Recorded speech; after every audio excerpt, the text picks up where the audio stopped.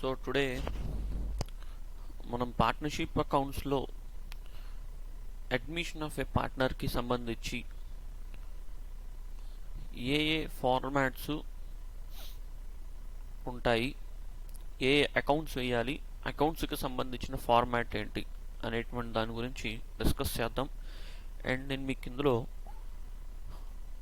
ఆ ఫార్మాట్ యొక్క ప్రొసీజర్ ఏంటి, అసలు ఎలా తీసుకోబడింది, డెబిట్లో ఏం తీసుకోవాలి, క్రెడిట్లో ఏం తీసుకోవాలి అనేటువంటిది చూద్దాం. వీటిని కనుక తెలుసుకోగలిగితే పార్ట్నర్షిప్ అకౌంట్స్లో అడ్మిషన్ ఆఫ్ ఏ పార్ట్నర్కి సంబంధించి మనం ఈజీగా వేయడానికి స్కోర్ చేయడానికి అవకాశం అనేటువంటి దొరుకుతుంది. సో ముందుగా రీవాల్యుయేషన్ అకౌంట్ గురించి తెలుసుకుందాం. సో ముందుగా రీవాల్యుయేషన్ అకౌంట్ గురించి తెలుసుకుందాం.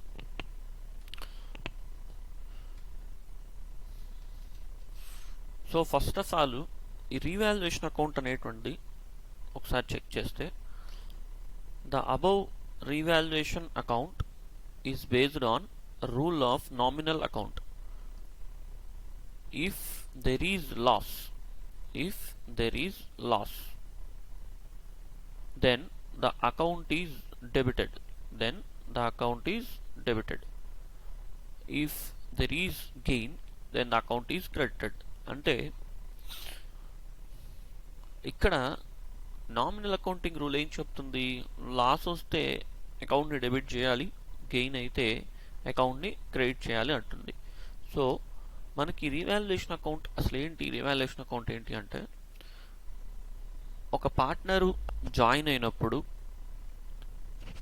అసెట్స్, లయబిలిటీస్, వాటి యొక్క వాల్యూస్ అనేటువంటి ఓల్డ్ పార్ట్నర్స్ చేంజ్ చేసుకుంటారు. అంటే వాల్యూస్ అనేటువంటి రీవాల్యూ చేయడం జరుగుతుంది.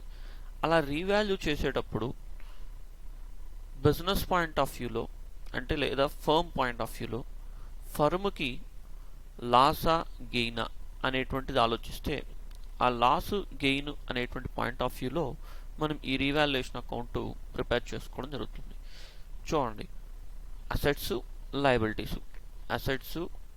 లయబిలిటీస్ మాత్రమే. సో అసెట్స్, లయబిలిటీస్ మాత్రమే, వీటి గురించి మనం రీవాల్యూ చేస్తే సరిపోద్ది.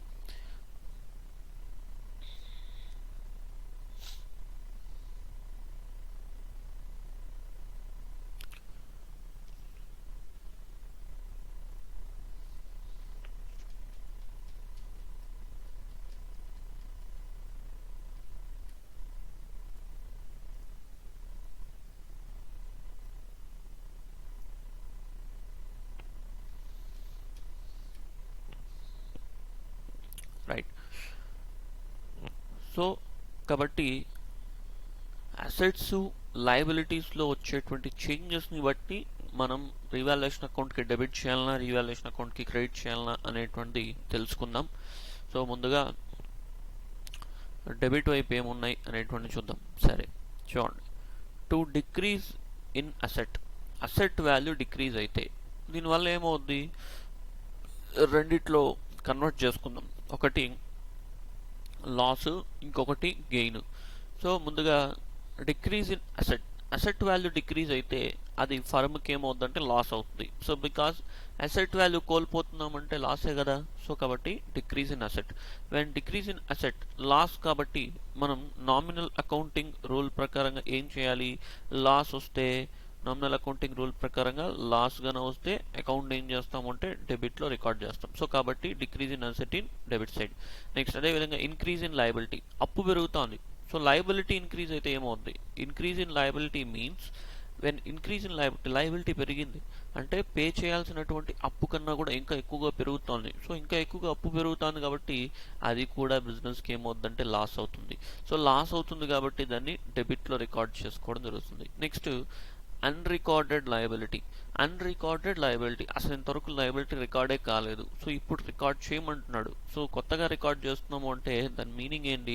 లయబిలిటీ వాల్యూ పెరుగుతుంది. లయబిలిటీ పెరుగుతుందంటే బిజినెస్ పాయింట్ ఆఫ్ వ్యూలో అదేమో ఫర్మ్ పాయింట్ ఆఫ్ వ్యూలో ఏమవుతుందంటే లాస్ అవుతుంది. సో లాస్ అవుతుంది కాబట్టి మనం దాన్ని ఏం చేస్తాము అంటే నామినల్ అకౌంటింగ్ రూల్ ప్రకారంగా కన్సిడరేషన్ చేస్తే మనకు అది లాస్ కాబట్టి ఆ లాస్ని ఏం చేసుకోవాలంటే డెబిట్ సైడ్లో రికార్డ్ చేసుకోవడం జరుగుతుంది.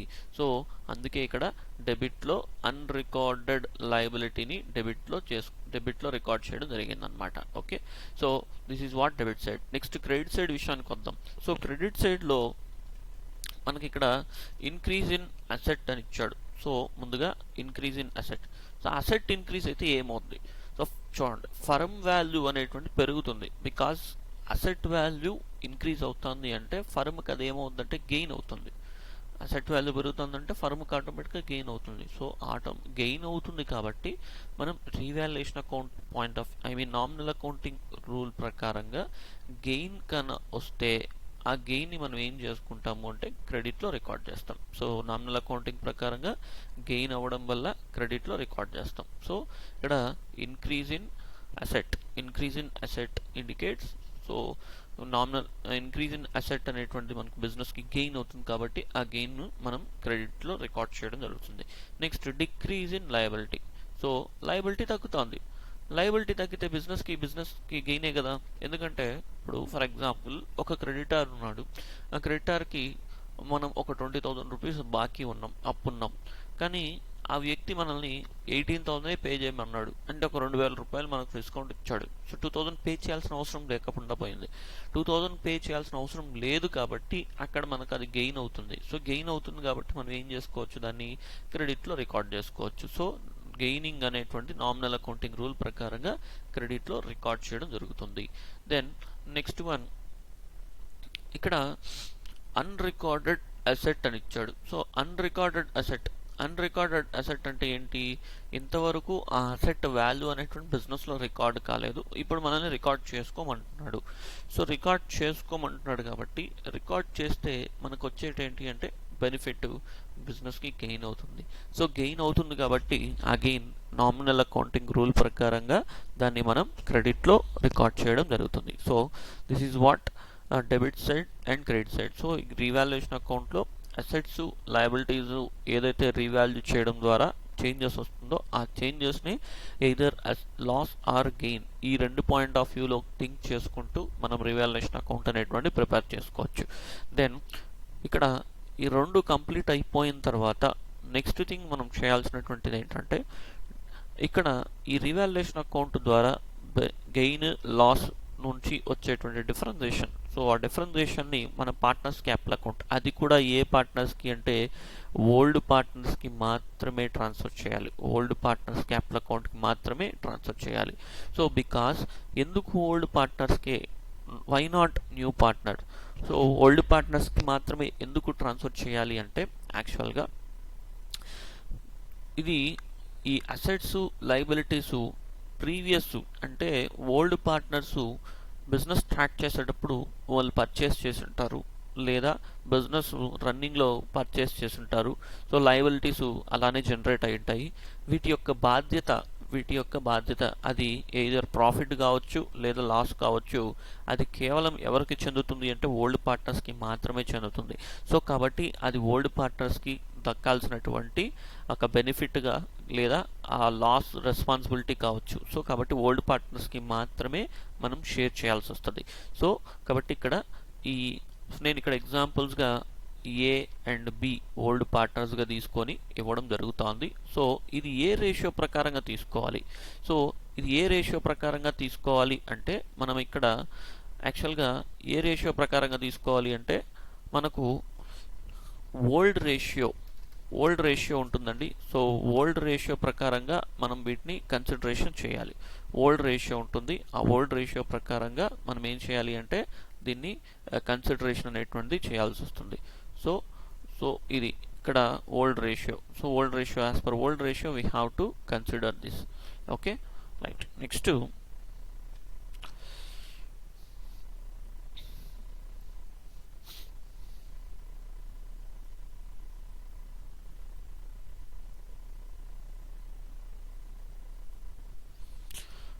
నెక్స్ట్ థింగ్ ఏంటంటే మనకు partners capital account. So partners capital account. So ఈ పార్ట్నర్స్ క్యాపిటల్ అకౌంట్లో ఏ రూల్ ప్రకారంగా కన్సిడరేషన్ చేయాలి, వీటి పరిస్థితి ఏంటో చూద్దాం. Capital capital accounts are personal accounts in nature. If partner is giver, then account is credited. If partner is receiver, then account is debited. So అంటే ఈ క్యాపిటల్ అకౌంట్స్ అనేటువంటి పర్సనల్ అకౌంటింగ్ రూల్ ప్రకారం consideration చేస్తాం. Partner giver అయితే then account is credited. If partner is receiver అయితే then account is debited. And దీంతో పాటు ఈ అకౌంట్ని ఇంకొక రకంగా కూడా కన్సిడరేషన్ చేయొచ్చు. అంటే due from partner, then it is account, then account is debited. Due to partner, then account is credited. అర్థమైంది కదా? అంటే పార్ట్నర్ నుంచి మనకేమన్నా రావాలంటే, పార్ట్నర్ నుంచి బిజినెస్కి ఏదైనా రావాలి అంటే దాన్ని డ్యూ ఫ్రమ్ పార్ట్నర్ అంటాం. అప్పుడు అకౌంట్ని డెబిట్ చేసుకోవడం. ఒకవేళ డ్యూ టు పార్ట్నర్, బిజినెస్సే ఐ మీన్ ఫర్మే పార్ట్నర్కి ఏదన్నా బాకీ పడింది అనుకోండి, ఫర్మే పార్ట్నర్కి బాకీ పడినప్పుడు దాన్ని డ్యూ టు పార్ట్నర్గా మనం కన్సిడరేషన్ చేసుకోవచ్చు. Then account is credited. So ఈ రూల్ ప్రకారంగా మనం ఇక్కడ ఈ partners account, partners capital account అనేటువంటిది మనం కన్సిడరేషన్ చేయొచ్చు. Let us see. సో ముందుగా by balance carried on, by balance brought on, by balance brought down. So ఇక్కడ బై బ్యాలెన్స్ బ్రాడ్ డౌన్ అంటే ఏంటి? So by balance brought down దీని పరిస్థితి ఏంటి? బై బ్యాలెన్స్ బ్రాడ్ డౌన్ అంటే ఇక్కడ చూడండి, నేను కింద మీకు బ్రాకెట్లో ఇచ్చాను. అసలు బై బ్యాలెన్స్ బ్రాడ్ డౌన్ పరిస్థితి ఏంటి అనేది, old capital values in balance sheet. అంటే ఏదైతే మనకు క్వశ్చన్లో ఓల్డ్ బ్యాలెన్స్ షీట్ ఇస్తాడు, ఆ ఓల్డ్ బ్యాలెన్స్ షీట్లో క్యాపిటల్ వాల్యూస్ అండి. సో ఏదైతే పార్ట్నర్స్కి సంబంధించిన క్యాపిటల్ వాల్యూస్ ఉంటాయో ఆ క్యాపిటల్ వాల్యూస్ని ఇక్కడ తీసుకొచ్చి రికార్డ్ చేయాలి.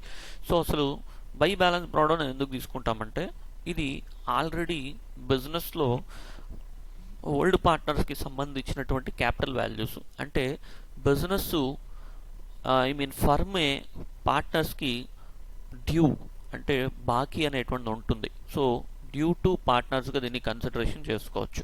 సో ఫర్మే పార్ట్నర్స్కి బాకీ ఉండడం జరుగుతుంది. కాబట్టి ఇక్కడ ఆ పార్ట్నర్స్కి ఏదైతే ఫర్మ్ బాకీ ఉంటుందో అప్పుడు వాళ్ళు బిజినెస్కి ఏమవుతారు, డ్యూ టు అవుతుంది. బిజినెస్ పాయింట్ ఆఫ్ వ్యూలో డ్యూ టు పార్ట్నర్ అవుతుంది. కాబట్టి మనం ఇక్కడ క్రెడిట్లో రికార్డ్ చేయడం జరుగుతుంది. సో డ్యూ టు అంటే దాని అర్థం ఏంటి? డ్యూ టు అంటే బిజినెస్సే పార్ట్నర్స్కి బాకీ ఉండడాన్ని డ్యూ టు అంటాం. బిజినెస్సే పార్ట్నర్స్కి బాకీ ఉండడాన్ని డ్యూ టు అని పిలవడం జరుగుతుంది. డ్యూ ఫ్రమ్ అంటే బిజినెస్కి పార్ట్నర్స్ నుంచి రావాల్సిన దాన్ని డ్యూ ఫ్రమ్ అంటాం. సో కాబట్టి ఇక్కడ ఆల్రెడీ ఓల్డ్ క్యాపిటల్స్ అంటే బిజినెస్సే పార్ట్నర్స్కి బాకీ ఉండడం వల్ల ఇక్కడ క్రెడిట్లో బై బ్యాలెన్స్ బ్రాడ్ డౌన్ రాస్తాం. నెక్స్ట్ బై రీవాల్యుయేషన్ అకౌంట్ అంటున్నాం. బై రీవాల్యుయేషన్ అకౌంట్లో బై రీవాల్యుయేషన్ అకౌంట్ ఇక్కడ కింద debits side shared values of old partners in revaluation account. అంటే debit side shared values of old partners in revaluation account. ఇక్కడ చూడండి, ఇక్కడ మనం రీవాల్యుయేషన్ అకౌంట్ వేసాం. సో ఈ రీవాల్యుయేషన్ అకౌంట్ ఏదైతే ఉందో రీవాల్యుయేషన్ అకౌంట్లో డెబిట్ సైడ్ ఓల్డ్ పార్ట్నర్స్కి ఏదైతే మనం పార్ట్నర్స్కి షేర్ చేస్తున్నామో ఏ బి అని, సో ఏదైతే షేర్ చేస్తున్నామో ఆ షేర్ చేసినటువంటి వాల్యూ మనం ఇక్కడ పార్ట్నర్స్ క్యాపిటల్ అకౌంట్లో క్రెడిట్ వైపున మనం రికార్డ్ చేయాలి. బికాజ్ ఇదేంటంటే యాక్చువల్గా రీవాల్యుయేషన్ అకౌంట్లో డెబిట్ వైపు మనకు ఎక్కువ, క్రెడిట్ వైపు ఎక్కువగా వచ్చి డెబిట్ వైపు తక్కువగా వచ్చింది అనుకోండి, అప్పుడు credit side of the value ఎక్కువగా ఉంది అని అర్థం. అంటే ప్రాఫిట్ అనేటువంటి ఇట్ మీన్స్ ఇది ఏంటి, ఏ వైపు మనకి యాక్చువల్గా ఇది మనకు ఈ ప్రాఫిట్ సైడ్ కదా. సో ఈ క్రెడిట్ సైడ్ అనేటువంటి మనకు profit side. So credit side profit side కాబట్టి ప్రాఫిట్ వాల్యూ అనేటువంటి క్రెడిట్ వైపు ఎక్కువగా ఉంటే అది మనకి ఇక్కడ పార్ట్నర్స్ క్యాపిటల్ అకౌంట్కి ట్రాన్స్ఫర్ చేయడం జరుగుతుంది. సో డెబిట్లో తగ్గింది అంటే అది రీవాల్యుయేషన్ ప్రాఫిట్గా మనం చెప్పుకోవచ్చు. సో డెబిట్ సైడ్ తగ్గిందంటే రీవాల్యుయేషన్ ప్రాఫిట్గా మనం వాటిని కన్సిడరేషన్ చేయొచ్చు. సో నెక్స్ట్ థింగ్, కాబట్టి దాన్ని ఇక్కడ మనం క్రెడిట్ వైపున రికార్డ్ చేయడం జరుగుతుంది. Revaluation account, debit side shared values of old partners in revaluation account. Next general reserve account. ఇదేంటంటే ఆల్రెడీ బ్యాలెన్స్ షీట్లో మనకు క్వశ్చన్లో ఇస్తాడు జనరల్ రిజర్వ్ అని. ఆ జనరల్ రిజర్వ్ వాల్యూ ఏదైతే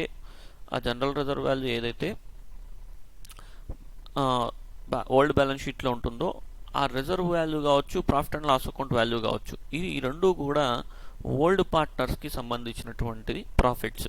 సో ఈ ప్రాఫిట్స్ అనేటువంటి ఓల్డ్ పార్ట్నర్స్కి చెందాలి కాబట్టి సో వాళ్ళ అకౌంట్ని క్రెడిట్ చేయడం జరుగుతుంది. బికాస్ ఫర్మే ఓల్డ్ పార్ట్నర్స్కి బాకీ పడడం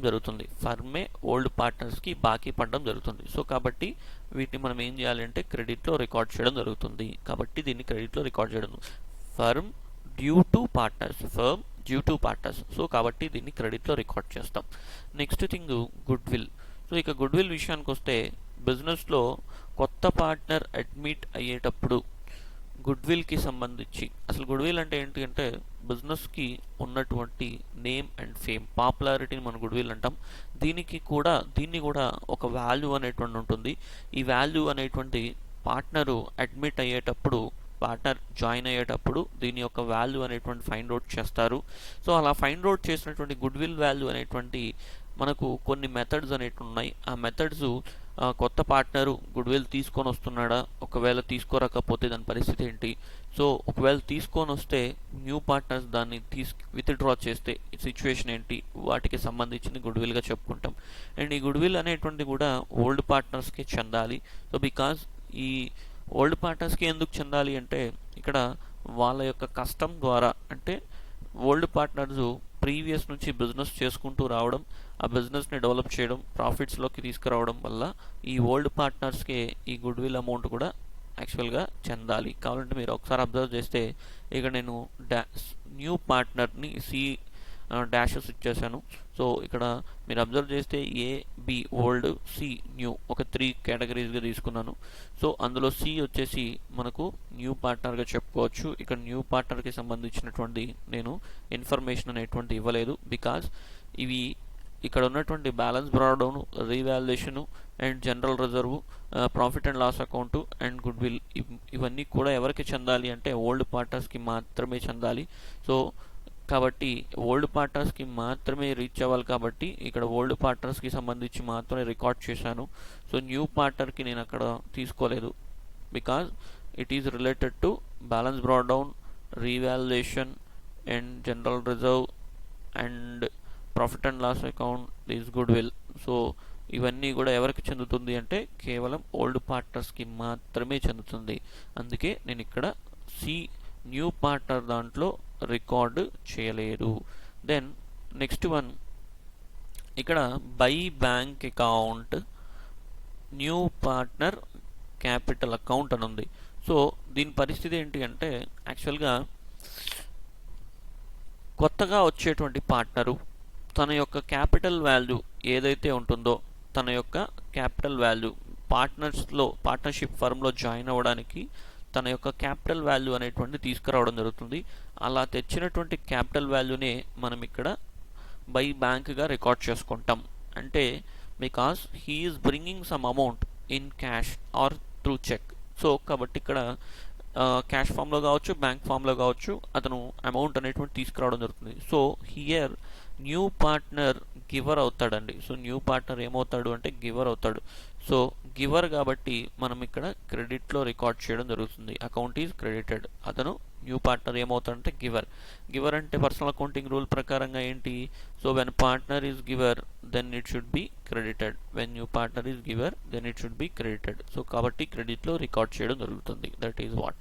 నెక్స్ట్ డెబిట్ సైడ్కి వద్దాం. To revaluation account credit side of balance of revaluation account. So credit side of balance of revaluation account అంటే ఇదేంటి అంటే యాక్చువల్గా ఒకసారి చూద్దాం. రీవాల్యుయేషన్ అకౌంట్ ఏదైతే ఉందో రీవాల్యుయేషన్ అకౌంట్లో క్రెడిట్ వైపు మనం ఏదైతే షేర్ చేసి ఉంటామో ఓల్డ్ పార్ట్నర్స్కి సంబంధించి క్రెడిట్ సైడ్లో ఏదైతే ఓల్డ్ పార్ట్నర్స్కి షేర్ చేసి ఉంటామో డిఫరెన్షియేషన్ వాల్యూ అంటే డెబిట్ వైపు ఎక్కువగా ఉండి క్రెడిట్ వైపు తక్కువగా ఉండడం. సో డెబిట్ వైపున ఎక్కువగా ఉండి క్రెడిట్ వైపున తక్కువగా ఉండడం. సో డెబిట్ వైపు ఎక్కువగా ఉండి క్రెడిట్ వైపు తక్కువగా ఉంటే అట్లాంటి సిచ్యువేషన్లో మనకి ఇక్కడ డిఫరెన్షియేషన్ ఈ వైపు జనరేట్ అవుతుంది క్రెడిట్ వైపు. సో దాన్ని మనం ఇక్కడ షేర్ చేయడం జరుగుతుంది. ఆ షేర్ చేసినటువంటి వాల్యూ ఏదైతే ఉందో దాన్ని మనం ఇక్కడ డెబిట్ వైపు తీసుకోవడం జరుగుతుంది. క్రెడిట్ వైపు షేర్ చేస్తే దాన్ని డెబిట్ వైపు తీసుకోవాలి. ఒకవేళ డెబిట్ వైపు షేర్ చేస్తే దాన్ని క్రెడిట్ వైపు మనం తీసుకోవడం జరుగుతుంది. సో ఇలా మనకి ఇక్కడ రీవాల్యుయేషన్ అకౌంట్ అనేటువంటి క్రెడిట్లో షేర్ చేసింది డెబిట్లోకి రికార్డ్ చేస్తాం. అంటే ఇప్పుడు ఇక్కడ క్రెడిట్లో తగ్గింది అంటే దాని అర్థం ఏంటంటే యాక్చువల్గా క్రెడిట్లో తగ్గుతోంది అంటే దాని యొక్క మీనింగు బిజినెస్ ఫార్మ్లో రీవాల్యుయేషన్ అకౌంట్ ద్వారా లాస్ అనేటువంటి జనరేట్ అయ్యింది అని దాని యొక్క అర్థం.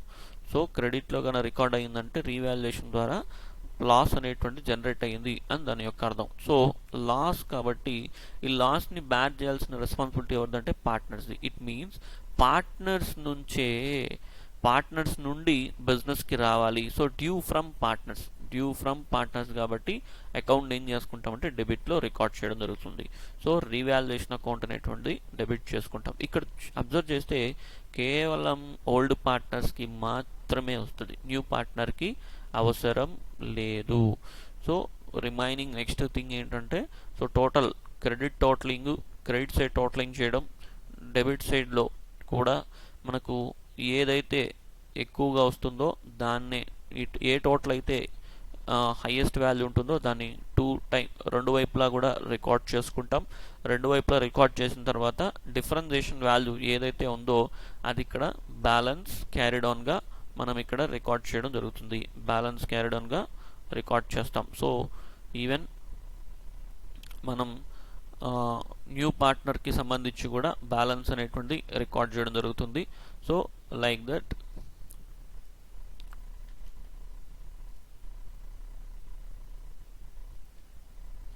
సో న్యూ పార్ట్నర్కి కూడా బ్యాలెన్స్ అనేటువంటి క్యారీడ్ ఆన్ వాల్యూ అనేటువంటి రికార్డ్ చేయడం జరుగుతుంది. ఓకే,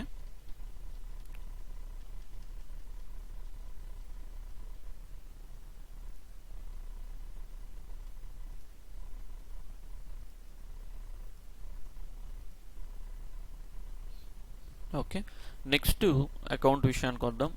నెక్స్ట్ అకౌంట్ ఏంటంటే cash account or bank account. So next account మనకు క్యాష్ అకౌంట్ ఆర్ బ్యాంక్ అకౌంట్గా చెప్పుకోవచ్చు. సో క్యాష్ బ్యాంక్ విషయానికి వద్దాం.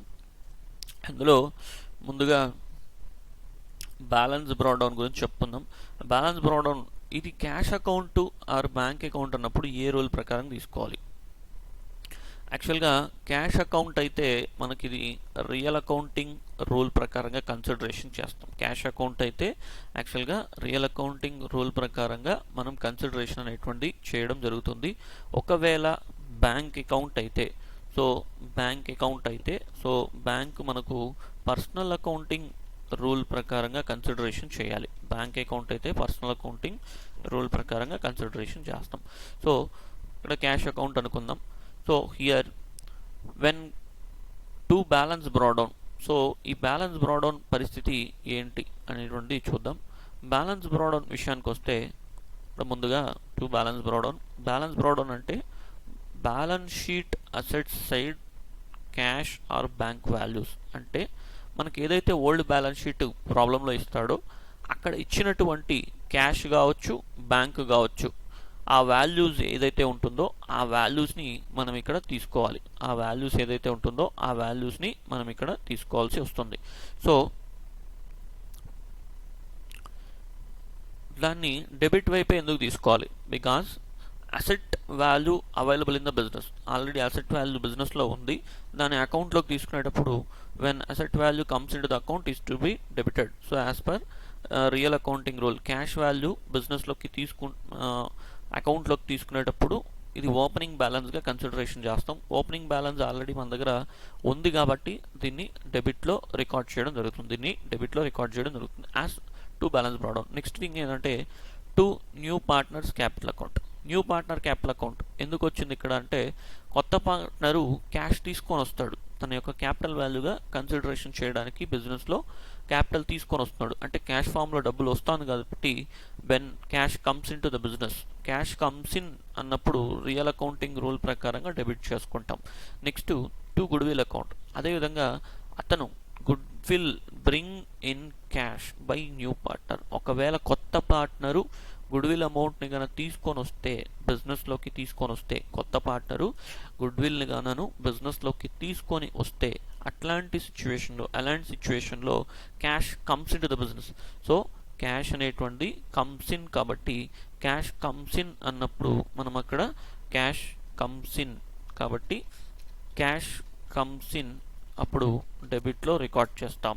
So cash comes in debited, అకౌంట్ని డెబిట్లో రికార్డ్ చేస్తాం. సో ఇకపోతే లాస్ట్లో ఆ డిఫరెన్షియేషన్ అకౌంట్ని క్లోజ్ చేయడమే అకౌంట్ క్లోజింగ్ అనేటువంటి మొత్తం టోటల్ చేయడం, వీటికి సంబంధించి టోటలింగ్ చేసుకుంటూ ఆ టోటలింగ్ వాల్యూ అగైన్ ఇక్కడ క్రెడిట్ వైపు కూడా తీసుకుంటాం. నార్మల్గా అకౌంట్ క్లోజ్ చేయడం తెలుసు కదా, సో బోత్ సైడ్స్ టోటలింగ్ చేయాలి. So total both sides, so రెండు వైపులా టోటలింగ్ ఆన్ బోత్ సైడ్స్, రెండు వైపులా టోటలింగ్ చేయాలి. Then whichever is higher consider that value in both sides and write the difference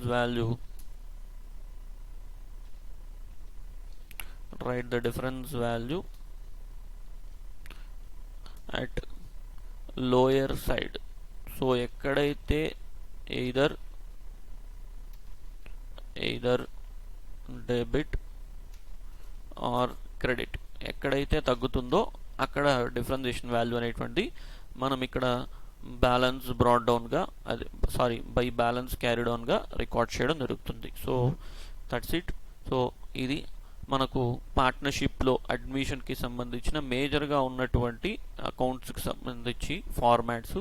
so major accounts అయినటువంటి revaluation account, అదేవిధంగా partners capital account, అదేవిధంగా మనకు cash or bank account. దీంతోపాటు ఇంకొక నార్మల్గా ఇక వీటిలో వేయాల్సినటువంటి ఏంటి అంటే next thing either cash either good will account and balance sheet అనేటువంటి తీసుకోవాల్సి వస్తుంది.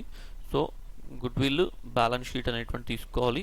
సో అది గుడ్ విల్ అనేటువంటి బేస్డ్ ఆన్ మెథడ్స్ని బేస్ చేసుకొని రికార్డ్ చేయాల్సి వస్తుంది. సో ఇంకా బ్యాలెన్స్ షీట్ విషయానికి వస్తే నార్మల్గా మనం ఎట్లయితే ఈ ఫైనల్ అకౌంట్స్ సోల్ ట్రేడింగ్ బిజినెస్కి సంబంధించిన ఫైనల్ అకౌంట్స్ నేర్చుకుంటాం కదా, సో లైక్ దట్ అలాంటి బ్యాలెన్స్ షీటే ఇక్కడ కూడా రికార్డ్ చేస్తాం. Okay, thank you. సో ఇక్కడ ఇది కామర్స్ కోచింగ్ సెంటర్ అండి, కామర్స్ కోచింగ్ సెంటరు. సో ఇది తిరుపతిలో నేను మెయింటైన్ చేస్తున్నాను. సో తిరుపతిలో సిన్స్ 2013 నుంచి నేను ఇక్కడ మెయింటెనెన్స్ అనేటువంటి చేయడం జరుగుతుంది.